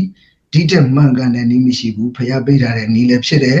နောက်ကို manage လုပ်တဲ့နေရာမှာလည်းပဲအမှန်ကန်ဆုံးနီးပဲနော်ဒီတက်မှန်ကန်တာဘာလို့မှမရှိတော့ဘူးအဲ့ဒါဘုန်းကြီးကြည်တဲ့ကြည်ရှင်းတဲ့ရှင်းအောင်လို့ပြောနေတယ်ပြီးရင်ခုပါဇက်ကပြောနေတယ်အဲ့ဒါ reflection of the mind ခေါ်တယ်လက်ကရေးနေတယ်ကိုယ်နဲ့လုံနေတယ်အဲ reflection of the mind ခေါ်တယ်ကာယကံနဲ့ဝစီကံအဲ့ဒါစိတ်ရဲ့ရောင်ပြန်နေပဲနားလား ပြမဖျား အဲ့စိတ်ရဲ့ရောင်ပြန်ကိုပဲပါခေါ်တာလေကံလို့ခေါ်တာပြပကြတော့အဲ့လိုခေါ်တာ this is reflection of the mind without that mind how can you work how can you speak no how can you act အဲ့စိတ်မပါဘဲနဲ့မင်းဘယ်လိုစကားပြောမလဲမင်းဘယ်လိုလုံးမလဲ is it possible that you cannot do anything to exist အသက်ရှင်တာမို့ဘာမှမလုပ်ဘဲနဲ့နေလို့ရလား မရပါဘူးဖျား Yeah, but when you are doing something else, this is called karma. So, can you exist without karma? I karma ma ba na mini lo yala. Adeshin lo yala. ရပါဘူးဖျား I can go pay you adeshin go mshibu. Adeshin ni jindi le kan jaw shin ni de. Edi kan ni lo ni lo le adeshin lo ti yala. They le tu kan lo ma mi yala. Bibi tu. Hala. ပြမဖျား အဲ့တော့ universal ဖြစ်နေတဲ့ကံဆိုတာကြီးကိုဒီပေါက်မကံကောင်းတာဟလာဘာဖြစ်လို့ကံဆိုတာအဲ့ဒီဟာတွေတော်လောက်ပြီအဲ့ဒါတွေအတိတ်တွေကိုပြန်ပြောနေတာပစ္စုပန်မှာငါကိုယ်တိုင်စတာခုကံနေဆိုတယ်ငလင်လုတ်တယ်ဘုန်းကြီးတို့ဒီနိုင်ငံမှာဒီလိုနိုင်ငံမျိုးမှာလာပြီးတော့မွေးတယ်နော်အဲ့အတိတ်ကံနေထားလိုက်တော့အဲ့ဒီအတိတ်ကံကိုညှဉ်းညူမနေတယ်တော့ပစ္စုပန်မှာငါတို့ကောင်းအောင်ပါတယ်လုပ်မလဲဘယ်အပိုင်းတွေကိုငါတို့ 100% လုံးနိုင်တယ်လေတော့ပေါ့လား ပြမဖျား ဒီကံဆိုတဲ့အယူဆသိခင်မိတယ်နော်ဘုန်းကြီးမင်းညာအဲ့မှာရေးထားတယ် human right လို့ဒါကိုဘာသာပြန်ပြတာလူအခွင့်အရေးလူတိုင်းလုံးနိုင်တယ်ယာတုံးပြစ်ကိုလုံးနိုင်တယ်လူတယောက်ရဲ့လုံးနေတာလူတယောက်ကချွတ်ချက်ပိုင်မှုမရှိဘူးခုန negative ဟိုဒါဒုစရိုက်တာမလုံးနဲ့ဒုစရိုက်ကတော့ဥပဒေနဲ့တားမြစ်ထားတာနိုင်ငံတိုင်းနားလား ငါဖျား လူတယောက်ရဲ့လုံးနေတာကိုလူတယောက်ကချုပ်ချယ်ပိုင်ခွင့်မရှိဘူးချုပ်ချယ်တဲ့သူကကံစိုးလုံးနေတာပဲသူကံသူကသူပြန်ရိတ်သိမ်းရမှာပဲလား ပြမဖျား မင်းချုပ်ချယ်လို့ငါလည်းချုပ်ချယ်တယ်ကွာဆိုကိုလည်း web တစ်ခုသွားတင်ပြီပဲ web တစ်ခုသွားတင်မိလိုက်တဲ့အတွက်ကြောင့်မို့ကိုမှအဲ့ကန်နဲ့ကန်ကျိုးတွေ website ထဲပြန်ရောက်သွားတာပဲအဲ့ website ထဲမှာပြန်ရောက်သွားရင်ရစ်ပတ်ပြီးတော့ရှုပ်ထွေးနေတယ်ပဲထွက်လို့မရတော့ပြန်လား ပြမဖျား အဲ့ဒီလိုကြည်လင်ရှင်းတတ်နေအောင်သဘောပေါက်ရမယ်ပေါက်ကိုပေါက်ရမယ်အတက်ဒါမြတ်တကြောင်မြတ်စွာဘုရားမင်းတို့ပထမရွယ်ဒုတိယရွယ်ထားလိုက်တော့ကွာနောက်ဆုံးရွယ်တော့မင်းတို့ဖြူအောင်နေသန်းဆိုတာအဲ့ဒါလည်းပါတယ်အဲ့လိုရှင်းတတ်နေအောင်သဘောပေါက်တာလည်းပါတယ်နားလား ပြမဖျားမဖျား ။ညပေါ်မှာ web data web မြင်ချဟိုပေါ့လေပင်ကူအိမ်လို့ပေါ့နော်ချင်းမြင်နေထပ်မတင်မိစေနဲ့ပင်ကူလေးကသနာစရာတိတ်ကုန်တယ်တဲ့မြတ်စွာဘုရားသူ့ဘသူအိမ်ဆော့သူ့ဘသူပြင်ထွက်တတ်ဘူးတဲ့သူ့အိမ်နဲ့ပဲသူနေကုန်ချုပ်ရတယ်။နော်ဒီလိုပဲတဲ့လူတွေကလည်းဇတာဗဟိဇတာဇတာယဇတိတာပဇာလူတွေကလည်းပဲအတွင်းရှုပ်အပြင်ရှုပ်နဲ့ရှုပ်ထွေးတယ်ပေါ့အပြင်အတွင်းအပြင်ဘက်ကလည်းအရှုပ်တယ်အတွင်းထဲကလည်းအရှုပ်အတွင်းထဲအရှုပ်ကသမုဒိယသစ္စာအပြင်ဘက်ကအရှုပ်ကခုနကံ website တင်ဖို့ကံကို web တင်ဖို့လုပ်ထားတဲ့ဟာတွေရှုပ်ထွေးတယ်ပေါ့အဲ့ဒီအရှုပ်တွေဖြတ်တဲ့တန်တရားလွတ်ချင်ဖြတ်ဆိုတော့ဘာလဲညာနဲ့ဖြတ်မှာပေါ့ဘာနဲ့ဖြတ်ပြီးတော့ညာနဲ့ဖြတ်ဆိုဘာလုပ်မလဲဖြစ်ခိုက်တိုင်းကိုတတိထားနေပါဖြစ်ခိုက်တိုင်းနေပါပြစ္ဆုတ်ပံဖြစ်ခိုက်ကိုတတိထားလိုက်တာနဲ့ဖြစ်ခိုက်ကအနိစ္စမရှိတော့ဖြစ်ခိုက်ကိုတတိထားလိုက်တာနဲ့ဖြစ်ခိုက်ကအနိစ္စမရှိတော့အဲ့ဒါဝိပဿနာဓမ္မရတာပဲနားလားပြမဖျား အဲ့လိုနေတဲ့တော့ဘာဖြစ်သွားလဲ negative emotion တွေရောသွားတယ် enhancing self regulation ကို regulation လုပ်တတ်လာတယ်ဟော self regulation ဆိုကိုဒီစက်ယုံနာဓမ္မကြီးကို regulation လုပ်တတ်လာတယ်ပြောတာအဲ့လား ပြမဖျား အဘယ်ကပြောတာလဲ ChatGPT ဆိုတဲ့နည်းပညာအမြင့်ဆုံးနည်းပညာပြောတာအဲ့တော့ဒီဗုဒ္ဓဓမ္မသတိပဋ္ဌာန်ကြီးဒီ ChatGPT ကဲ့သို့သော အမြင့်ဆုံးနည်းပညာနဲ့တောင်ချိန်နိုင်ဆက်နိုင်နေတဲ့ပါဝါရနေတယ်ဆိုတာရင်မခုံမဲ့ဘလို့မှနေလို့ပြထားတဲ့ကိစ္စနော်အဲ့ဒါရင်မခုံဘူးဆိုရင်တော့လည်းမတတ်နိုင်တော့ဘူးလေနော် leading to improve emotional well-being နဲ့အဲ့လိုပြောလို့ရတဲ့ဘာဖြစ်သွားလဲဆိုတော့ leading to emotional well-being နဲ့စိတ်ချမ်းသာကိုကျမ်းမာတဲ့ဘဝကိုရသွားမယ်တဲ့နော်စိတ်ချမ်းသာကိုကျမ်းမာတဲ့ဘဝကိုရသွားမယ်တဲ့အဲ့လိုနေရင် and a greater sense of safety တဲ့အဲ့လိုနေတဲ့အခါမှာဘာဖြစ်သွားလဲ safety လုံခြုံမှုလည်းရသွားမယ် control တဲ့ကိုထိန်းချုပ်နိုင်တဲ့အသည့်လည်းရသွားမယ်။အိုးမိုက်ကလည်းမမင်းနဲ့နော်။ဒါလေးတစ်ခုကနော်။အဲ့တော့ချောနေအောင်ဘာသာပြန်မယ်ဆိုလို့ရှိရင်ပစ္စုပန်တဲ့နေထိုင်ခြင်းအပြင် trauma healing ကိုလုပ်ပေးနိုင်တဲ့နေရာမှာတကိုးကြီးသောလက်နက်ဖြစ်တဲ့နော်တတိပဋ္ဌာန်သည်ပစ္စုပန်ဖြစ်ခိုက်ခန္ဓာကိုတတိပြု၍နေထိုင်ခြင်းဖြင့်စိတ်ဓာတ်ရာကုစားမှု၌တကိုးကြီးသောလက်နက်ဖြစ်တဲ့ negative emotion တွေကိုရှော့ချပေးတဲ့ယုတ်နံဓမ္မလို့ခေါ်တဲ့ကိုမဲကိုenhancing ကိုတိုးတက်ဖွံ့ဖြိုးအောင်လုပ်နိုင်တယ်နောက်တက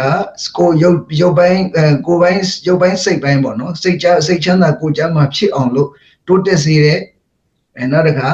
လုံခြုံတဲ့ကိုထိန်းချုပ်နိုင်တဲ့နေရာမှာအကြီးကျယ်မှုဖြစ်လာတယ်ကိုထိန်းနိုင်စွာရလာတယ်တဲ့ဒါသတိပဋ္ဌာန်အထုတ်ခြင်းကြောင့် trauma healing လုပ်တဲ့နေရာမှာအဲ့ဒီအကျိုးတွေပါရောပါလာတယ်အဲ့ဒါမှန်ဗျာhere's how mindfulness can help to heal trauma တဲ့ trauma တဲ့စိတ်ဒဏ်ရာကိုကဲကိုစားနိုင်ဖို့တဲ့သတိပဋ္ဌာန်ကဘယ်လိုကူညီပေးနိုင်သေးလဲတဲ့ဘယ်လိုကူညီပေးနိုင်လဲဆိုတော့ခုနအခြေခံကိုပြောခဲ့ပြီနောက်ထပ်ဘယ်လိုတွေကူညီပေးလဲ grounding and present moment focus ပြန်လာတာပဲ grounding ဆိုတာကတည်ငြိမ်တာကိုပြောတာမြေကြီးကဲ့သို့ငြိမ်နေတဲ့တည်ငြိမ်နေတာကို grounding လို့သုံးတာနော် and to ground on your breathing ဆိုတော့ your breathing ပဲဝင်တဲ့မှာတည်ငြိမ်အောင်လုပ်ထားလို့တည်ငြိမ်နေတယ်နောက်တစ်ခါ present moment မှာ focus ထားတယ်ပစ္စုပန်ဖြစ်ခိုက်ကိုအာရုံစိုက်ထားတယ်ဒါသတိပဋ္ဌာန်လုပ်ခြင်းအပြင်ဒါရတယ် mindfulness helps individuals stay grounded မှာလာပြီ stay grounded in the present moment ပစ္စုပန် at the present ပစ္စုပန်ဖြစ်ခိုက်ပေါ်မှာတည်ငြိမ်လေးနေအောင်လုပ်ပေးတယ်တဲ့သတိပဋ္ဌာန်ကနော် individuals လို့ဒါလူပုဂ္ဂိုလ်တွေကိုစ조사အားထုတ်တဲ့သူတွေကို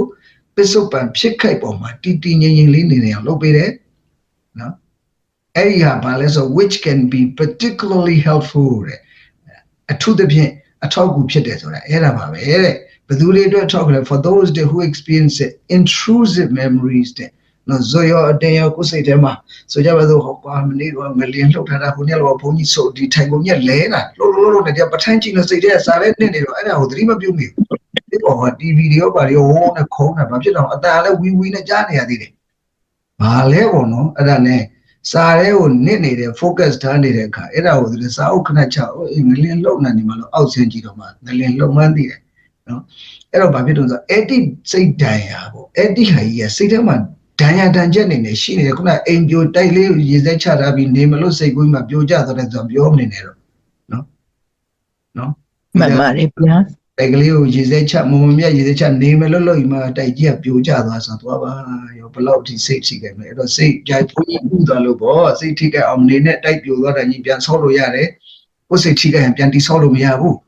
အဲ့တော့ကိုယ်စိတ်ကိုထိခဲ့အောင်နေနဲ့အဲ့လိုလှုပ်ထားတော့အစိတ်ဒီကဘုန်းကြီးဥသွားလို့မဥရင်အဲ့ဒါပြဿနာရှိနေတယ်အဲ့ဒါခုန intrusive memories ဆိုဒီ memory ကကိုယ်စိတ်ထဲမှာရှိနေတာเนาะအဲ့ဒီ memory နဲ့ experience ရှိထားတဲ့သူတွေအတွက်တော့ဆိုရင်တော့တဲ့အဲ့လိုဒီစိတ်တန်ရာရစရာအာယုံတွေကိုခဏအမှတ်ရတဲ့သူတွေတွေ့တဲ့เนาะဒီ mindfulness ကိုအားထုတ်ခြင်းကပို၍စီလျော်ပါတယ်တဲ့စိတ်တန်ရာရတဲ့သူတွေနောက်က or emotional numbing နဲ့ associated with the trauma တဲ့အဲ့စိတ်တန်ရာနဲ့ချိတ်ဆက်ပြီးတော့ဖြစ်နေတဲ့နာကျင်မှုစိတ်ပိုင်းဆိုင်ရာခံစားမှုအဲ့ဒါကိုလည်းသက်သာစေပါတယ်ဒါဒုတိယတစ်ချက် now that is a reduce avoidance တဲ့နော် avoidance တမင်တဲ့တကူတကရှောင်ရကျင်ရတာရှောင်ရကျင်ရတဲ့ဟာမျိုးကိုလည်းပဲရှော့ချပေးပါတယ်တဲ့သတိပဋ္ဌာန်အားထုတ်နေခြင်းကြောင့်ဆိုကြပါစို့ဟလာသူများသမတနဲ့ဆိုရင်တော့မှသတိပဋ္ဌာန်အားထုတ်နေတဲ့အခါမှာမတတ်ဖြစ်ဘူးနော်တရားအားထုတ်နေတဲ့အချိန်မှာမတတ်ဖြစ်ဘူးဒီတိုင်းသာသူများသမတရဆိုသီလသာထိတ်တာကြီးခဏနဲ့တွေ့ထဲတာပဲနော်မတူဘူးမဂ္ဂင်၈ပါးပေါ်ကထိမ့်သိမ့်တာနဲ့သတိပဋ္ဌာန်အားထုတ်ပြီးထိမ့်သိမ့်တာနဲ့ရိုးရိုးထိမ့်သိမ့်တာမတူဘူးနားလား Mindfulness can help individuals reduce avoidance behavior နော်ဆို associated with the trauma အဲ့စိတ်တန်ရာနဲ့စိတ်တန်ရာရထားတဲ့သူတွေကမထိနိုင်ဘူး။အော်မဲအင်းမဲ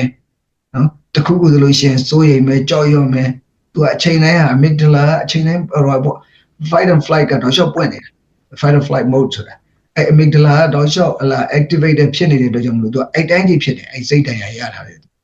အဲ့ဒီအမူအရာတွေကိုလည်းပဲ short ပြနိုင်တယ်တဲ့နော် avoidance behaviors တဲ့အဲ့ဒီလိုအပြုအမူတွေကိုလည်းဘာဖြစ်လဲစိတ်တန်ရာနဲ့ချိတ်ဆက်နေတဲ့ပြုလို့ short ချပြနိုင်တယ်တဲ့သတိထား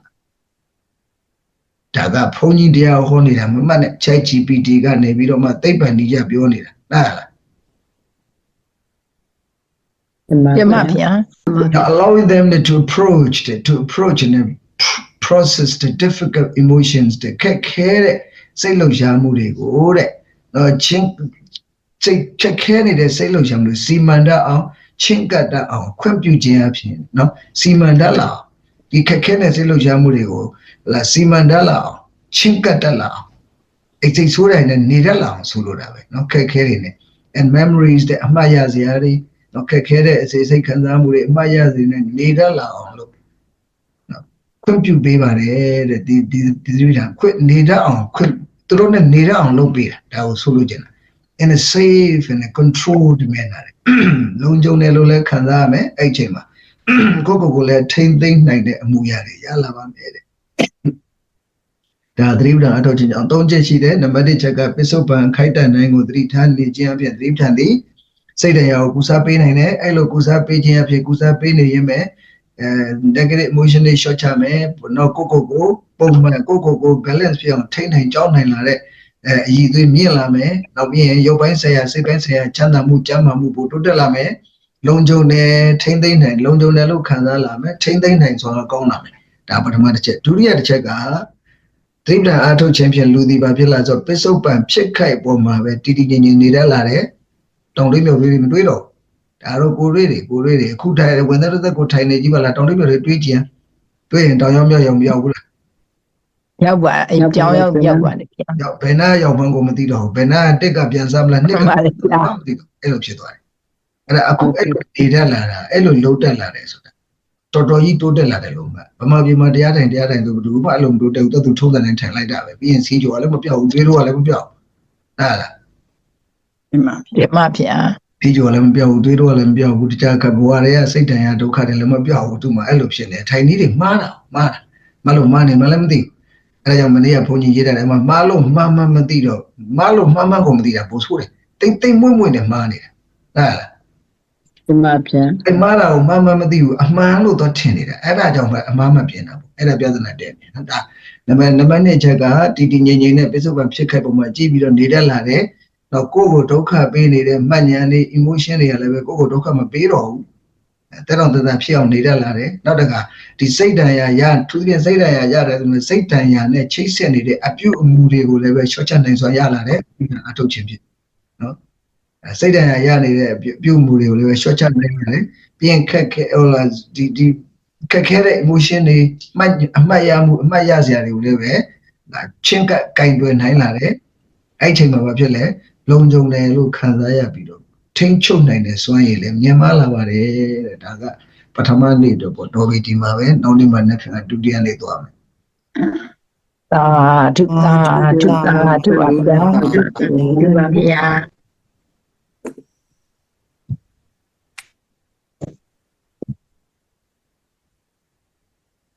တော်ကြီးကိုလိုင်းရချင်းနေမကောင်းဘူးဘုံလုံးမိန်မွားဗျာ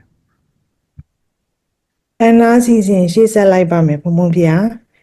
အခမ်းအနားစီစဉ်ရှေ့ရဆရာတော်ဘုရားရေးဆက်တည်ကုန်းထားသောရှစ်လုံးပွဲလင်ကတပည့်သားသမီးများမှရွတ်ဖတ်ပူဇော်ကြခြင်းအစီအစဉ်ဖြစ်ပါတယ်ဗျာမှတ်နှမ်းခမ်းမွန်နာမည်စင်းပေးထားပါတယ်ဗျာပြီးတော့ရွတ်ဖတ်ပူဇော်ပါမယ်ဗျာကိုပြုသမျှနောက်ကနေသာဘုံဖော်ကပေးစေရသလိုပါသူများကိစ္စစိတ်ချသူသာကိုအရေးကိုတွေးပြူရမှာနောက်ကအကြောင်းပြုကောင်းသည်သာ ပိစ္ဆာဇာတာပစ္စယမိတာကောင်းကြောင်ပြုကလာပါတာယမကောင်းပြုထောင်းထုခံရမှာသာဓုသာဓု ခုနောက်ကနောကအကြောင်းပြုအဲ့ဒါပစ္စယပစ္စဒပစ္စယောခေါ်တယ်နားလား တင်ပါ ဘုရားပြိဿန်တွေနေလိုက်ပြီဆိုတော့ကြတော့ပြိဿန်တွေစိတ်ကာယတကပါသွားပြီအဲ့ကာယတကပါတော့နောက်ကကိုလောက်ထားတဲ့ကံကအဲ့ကိုလှမ်းပြီးတော့ကြောင်းပြုတာနော်ဘာဝတတကဆိုလို့ရှင်လည်းပဲယောက်ျားဆိုလည်းယောက်ျားလှလှလေးပီပီလေးကြည်ကြည်လေးမိန်းမဆိုလည်းမိန်းမလှလှလေးပီပီလေးနော်ကာယတဘာဝတတကကာယတတကဆိုလည်းအဲ့ကာယလေးလှနေအောင်နောက်ကနေလိုက်ပြီးတော့အဲ့ကိုလောက်တဲ့ကံကနောက်ကလိုက်ကြောင်းပြုအကျိုးပြုပေးနေတာလား ဒီမှာဖြင့် အဲ့ဒါကိုပဲပဋ္ဌာန်းကဘာခေါ်တာလဲပိစ္ဆာသာရပစ္စယောတိ ပိစ္ဆာဇာတာစိတ်ပစ္စယော ပိစ္ဆာသာရပစ္စယောတိပိစ္ဆာသာရစိတ်စေတိကဓမ္မပိစ္ဆာသာရဣမတကာယ ဥဇာတတဣမတကာယသပစ္ဆာဇာတပစ္စေနပစ္စယော ပိစ္ဆာဆိုကြပိစ္ဆာ ဒီမှာဖြင့်ပိစ္ဆာဇာတာပစ္စယောတိပိစ္ဆာဇာတာစိတ်ကစိတ်ဒီကဓမ္မစိတ်ကသမုပ္ပါဏနာရူပနာပိစ္ဆာဇာတာပစ္စယေနပစ္စယောတိ ပုရိဇာတ ပုရိသတတဣမတကာယတ ဒီတာကာ ပု ယ ရိဇာတစ ပုရိသတာပိစ္ဆာဇာတာဒီမှာတာကာယတာသာဇာတာပစ္စယေနပစ္စယောပါဗျာ ဥစဉ်တန်ဟုလိုက်ဥစဉ်တန်ဟုပြောက်တာဗျာတော့ ဒီမှာကြားပါလားဗျာ ဥစဉ်တန်ဟုဆိုတာဥစဉ်တန်ဟု ပိစ္ဆာဇာတပစ္စယောတိပိစ္ဆာဇာတစေတစေတသိကဓမ္မာပုရိသတတဣမတကာယတပိစ္ဆာဇာတပစ္စေနပစ္စယောပါဗျာ အဲ့ဒါမှာဣမတကာယတဧကဇာကာယဒွိဇာကာယတိဇာကာယစတုဇာကာယဟုဆိုသောဤခန္ဓာကိုယ်ကြီးအားနားလား ဒီမှာ မြမဖြာ ပိစ္ဆာဇာတတပိစ္ဆာဇာတပစ္စေနနောက်ကနေကျေစုပြုသောအကြောင်းတရားဖြင့်ဟောပိစ္ဆာဇာတပစ္စယတည်းပစ္စယောကျေစုပြုသည်ဟောဒီဖြစ်ဤနောက်ကနေလိုက်ကျေစုပြုတာနားလား မြမဖြာ ဒီမှာရေးထားတဲ့ရှစ်လုံးပွဲကအဲ့ဒါပဲရှစ်ဒီမှာရေးထားတဲ့ရှစ်လုံးပွဲအဲ့ဒါပဲသူကနောက်ကအကြောင်းပြုကောင်းသည်လားဟုတ်တယ်ဒီရှစ်လုံးပွဲပဲပြောတော့ ဇာတပစ္စယ ကြားပါရဲ့ဗျာပိစ္ဆာဇာတာပစ္စယမိတာကောင်းကြောင်ပြုပါလားပါတာယမကောင်းပြုထောင်းထုခံရမှာ ထောင်းထုဆိုတော့ကျတော့လူပုဂ္ဂိုလ်ကထောင်းထုလိုက်ပါတယ်လောကဓာတ်ထောင်းထုတယ်အဲ့ မှာဗျာ လူပုဂ္ဂိုလ်ကထောင်းထုတယ်လည်းပါတယ်လောကဓာတ်ထောင်းထုတယ်လည်းပါတယ်အဲ့လိုထောင်းထုခံအောင်ဘယ်သူလောက်တာလဲဆိုကိုလောက်ခဲ့တာအဲ့နောက်ကလိုက်ပြီးတော့ကျေးဇူးပြုနေတာနားလား မြမဖြာ အဲ့တော့ချင်းချင်းလေးမေကွန်းထုတ်ကြည့်လိုက်ဟဲ့အောင်မင်းစကားမပြောဘဲနဲ့တဲရှင်လို့ရရဲ့လား ရပါဗျာ မင်းအဲ့လိုဆိုရင်ကံကိုရှောင်လို့မရဘူးမင်းကံမပါပဲတဲရှင်လို့မရဘူးနော်မင်းခဏကမလုပ်ပဲအသက်ရှင်လို့ရရဲ့လားမေကွန်းထုတ်ကြည့်ဘာသာချားနေတဲ့သူလည်းထုတ်ကြည့်မင်းခဏကိုရအလုံးမလုပ်ပဲအသက်ရှင်လို့ရလား မရပါဘူးဗျာ ဒီလိုဆိုရင်လည်းဒီကံကိုဖယ်ပြီးအသက်ရှင်လို့မရဘူးဆိုမထင်ရှားဘူးလား ရှားပါတယ် ရှားပါ အဲ့တော့ဘာသာဒီကွဲခြင်းကွဲလိမ့်မယ်လူမျိုးဒီကွဲခြင်းကွဲလိမ့်မယ်ဒါပေမဲ့ဒီကမ္မနဲ့ဓမ္မဟာမကွဲဘူး ဘုံဘုံဖျားဓမ္မစင်းတယောက်ပဲပေးထားပါတယ်ဖျားမတွေ့ကြလို့နဲ့တူပါတယ်ဖျားနောက်ရက်ဒီမှာ နောက်ရဲ့ဟိုဒီဟာလေးကတော်တော်ကောင်းတယ်တော်တော်ကောင်းတယ် ဒီမှာဖျားအမေစမ်းပူဇော်မလားယင်နေ ပူဇော်လိုက်ပါမယ်ဗျာတပည့်တော်ပူဇော်လိုက်ပါမယ်ဗျာ ခုနကဘယ်သူ ကိုပြုတယ် ည မြတ် ခမ်းမော်မှာဖျား သမ္မောပါဗျာ ဆိုလောလော ကိုပြုသည်မြတ်နောက်ကနေသာပုံဖော်ကပေးစီတလူပါသူများကိစ္စစိတ်ချသူသာကိုအေးကိုတွေးပြူရမှာ သူများကိစ္စ နောက်က ဗျာသူများကိစ္စကိုကိစ္စမဟုတ်ဘူးသူကိစ္စကိုရေးကိုတွေးလို့ဒါကိုပြောတာဟာ ဒီမှာဗျာဒီ မြ မှာ မဖြာ နောက်ကအကြောင်းဒီကောင်းဒီတာပိစ္ဆာဇာတာပိစ္ဆာမိတာကောင်းကြောင်ပြုတာလှပါတာယမကောင်းပြုထောင်းထုခံရမှာ တာတူ အဲ့ထောထုခါရလဲအပြစ်မကပုဂ္ဂိုလ်တ attva ထုတာရောလောကဓာတ်ထုတာရောဒါကိုပြောတာနားလား တင်ပါဗျာ ခုဒါငလင်လောက်တယ်ဆိုလောကဓာတ်ထုတာလောကဓာတ်ထုတာမနေ့ကမှတိုက်ကလေးကောင်းကောင်းလေးဆောက်ပြီးရေစလေးပဲလေးချနေဘလို့အထုတ်တယ်ဒီနေ့ပဲပြုံးဆိုပြိုကျသွားဆိုအဲ့ဒါလောကဓာတ်မနေ့ကလည်းခါတဲ့တိုက်ပေါ်မှာနေပြီးတော့ဟုတ်လားဆိုကြပါစို့မန္တလေးမှာ Great Wall ဆိုတာကြီးကြီးဟိုတယ်ကြီးမှာဘုန်းကြီးအဲ့မှာနေခဲ့ဘူးတော့ဟိုတဲခဲ့ဘူးတဲ့ Great Wall ဟိုတယ်ကြီးပြိုကျသွားအစီစီညံ့ညံ့အမုံမုံကြည်ပြီးတော့အဲ့လိုတွေဖြစ်ကုန်တာမနေ့တော့ကတထင်းဒီကနေ့ platform ပေါ်ရောက်သွားတယ်နော်ဒါတွေကိုလောကဓာတ်လို့ခေါ်တာလောကဓာတ်လို့ခေါ်တာနော် တင်ပါဗျာ လောကဓာတ်တွေကတကယ်လောကဓာတ်ငါခံစားရပါလားဒီလောကဓာတ်တွေကကင်းအောင်တော့ငါဒီ web ကလောအောင်လုပ်မှာဆိုပြီးတော့သူများဘောမကောင်းတာတွေမကြတယ်သူများလောက်တာသူကိစ္စကိုလို့နောက်တစ်ကြောင်မြတ်စွာဘုရားနှစ်ရွယ်ပေးထားတယ်မင်းတို့ပထမရွယ်တော့မနေတတ်လို့မနေတတ်ခင်ထားလိုက်အောင်ကွာဒုတိယရွယ်မနေတတ်လို့မနေတတ်လဲထားအောင်ကွာတတိယရွယ်တော့မင်းတို့အဲ့လိုတွေမနေကြနဲ့မင်းတို့တန်တရားရေးငါစိတ်ပူလို့ပြောတယ်နား တင်ပါဗျာ အဲ့လိုမျိုးတွေဘုန်းကြီးတို့ကနားထောင်တာ22နှစ်သားတွေကနားထောင်ပြီးတော့ကျင့်လာတာနားလား တင်ပါဗျာ တင်ပါဗျာ အဲ့ဒါကြောင့်ကိုယ့်ဘာကိုဆုံးခံတဲ့ပတ်သက်မကိုင်မှုကိုယ့်ဟာကိုကိုယ့်အစီကိုယ့်အည်သွေးကိုမြင်အောင်လုပ်တယ်ကိုယ်နဲ့သူတွေနေတဲ့သူတွေအည်သွေးမြင်အောင်ကိုစ조사ပေးနေတယ်နော်သူကသူထုံးစံသမားကတော့ဘုန်းကြီးနဲ့ကင်းမကဲဘူးဒါဘုန်းကြီးကထုံးစံသမားမဟုတ်ဘူးကိုယ်တိုင်ရှာခဲ့ဖွေခဲ့ရတာနားလား တင်ပါဗျာ ဒါကြောင့်မလို့ပထမဘဝပထမအရွယ်မနေနိုင်ရင်ထားဒုတိယအရွယ်လည်းမနေတတ်သေးရင်ထားတတိယရွယ်ကြာတော့မင်းတို့ဒီ web တွေမတင်နဲ့တော့ဟိုပေါ်တင်ဒီပေါ်တင်ဟိုလူရန်လို့ဒီလူရန်လို့ web တွေနားတော့ဖြတ်တော့အဲ့လိုဖြတ်အောင်ဘယ်လိုနေမလဲ promoting present awareness ပစ္စုပန်ဖြစ်ခိုက်ကဏ္ဍကိုသတိထားနေဟုတ်တယ် ပစ္စုပန်ဖြစ်ခိုက်ခန္ဓာကိုထားနေရမှာဗျာ အခုခဏဘုန်းကြီးသင်နေတာပစ္စုပန်ဖြစ်ခိုက်ခန္ဓာသတိထားတော့ပစ္စုပန်ဖြစ်ခိုက်ခန္ဓာလောင်စာပဲအဲ့ဒီလောင်စာကြီးကိုအောက်ကမီးကဆွဲလောင်တော့ကျတော့ဘုဒ္ဓတာလားဒုက္ခရောက်သလားစဉ်းစားကြည့်နော် ဒုက္ခရောက်ပါတယ်ဗျာ ဒုက္ခရောက်ပြီအဲ့ဒီပစ္စုပန်ဖြစ်ခိုက်ခန္ဓာဒီမဲ့ရည်စဉ်အောက်မှာဖြတ်ကနေဆိုအိဋ္ဌာရောက်သွားတာကိုရှုရမယ်အဲ့တော့မဲ့ရည်စဉ်အောက်မှာဖြတ်ကနေဆိုအိဋ္ဌာရောက်သွားပြီဆိုကိုဒုက္ခရောက်စဉ်ကြောင်းမရှိတော့အဲ့လိုကိုပြီးနေအောင်တစ်ခေါက်မြင်နေအောင်လုပ်တာနားလား တင်ပါ ဗျာ ဗျာ မဗျာ အဲ့ဒီမဲ့ရည်စဉ်အောက်မှာလောင်စာကြီးမီးရက်ပါလေလောင်စာကြီးညှိမ့်တော့မီးငါဆွဲလို့မရတော့အဲ့မဲ့ရည်စဉ်ညှိမ့်ရမယ်ပစ္စုပန်ဖြစ်ခိုက်တိုင်းမှာအဲ့ဒီဟာ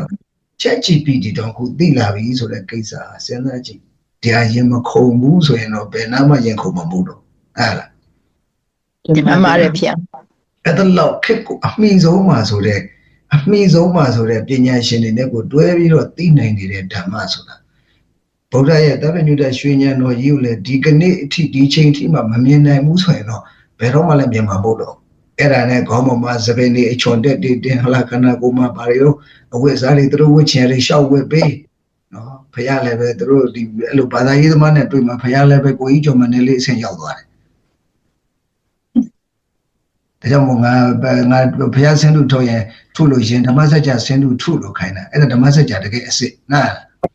တင်ပါဗျာ တင်ပါဗျာ ဓမ္မစကြာမူဒရာလို့ခေါ်တယ်ဓမ္မစကြာတရားဟောတာချက်တည်လေးရှိပါလဲလေးထောင်ပြီးတော့ဒါဒုက္ခသစ္စာဓာသမုဒယသစ္စာဓာပဏိရောဓသစ္စာဓမ္မကသစ္စာလို့သစ္စာလေးပါးကိုဆိုပြီးတော့ဟောပြီး